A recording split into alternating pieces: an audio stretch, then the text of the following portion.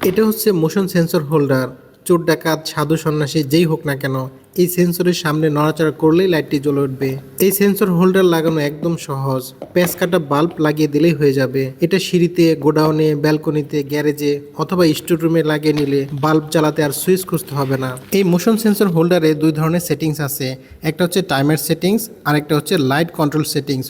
অর্থাৎ আপনার লাইটটা কত সময় চালু থাকবে এটা হচ্ছে টাইমার সেটিংসের মাধ্যমে সেটিং করতে পারবেন। আপনি 16 সেকেন্ড, 32 সেকেন্ড অথবা 262 সেকেন্ড এখানে ডিলে দিতে পারবেন। আপনি যে সময়টা এখানে সেটিং করে রাখবেন ঠিক এত সময়টা এই লাইটটা চালু থাকবে, এরপর আবার বন্ধ হয়ে যাবে। আর উপরে যে সেটিংসটা আছে এই সেটিংস দ্বারা আপনি নির্ধারণ করতে পারবেন যে এই লাইটটা কখন কাজ করবে। এই ডিপ ডার্ক যে অপশনটা, এই লাইটটা তখনই কাজ করবে যখন চারপাশ একদম ঘুটঘুটে অন্ধকার থাকবে। দিনের আলো বা হালকা আলো থাকলে এটি কাজ করবে না। আর যদি আপনি লাইট সেটিংটা ডার্কে করে রাখেন, মানে লাইট ডার্কে করে রাখেন, মানে এটা সন্ধ্যা অথবা গোধূলি বেলার মতো হালকা অন্ধকারও কাজ করবে। আর যদি আপনি অল ডেতে সেটিং করে রাখেন, এটা হচ্ছে সবচেয়ে গুরুত্বপূর্ণ। এই মোডে থাকলে এই সেন্সরটি দিন রাত 24 ঘন্টা কাজ করবে, অর্থাৎ আশেপাশে অন্ধকার থাকলেও কাজ করবে। আর যদি লাইটটা চালু থাকে, অর্থাৎ অন্ধকার না থাকে, দিনের আলো থাকে, সেক্ষেত্রেও কাজ করবে। মানে এই সেন্সরের সামনে মানুষ নড়াচড়া করলেই এই সেন্সরটি কাজ করবে, তখন লাইটটা চালু হয়ে যাবে।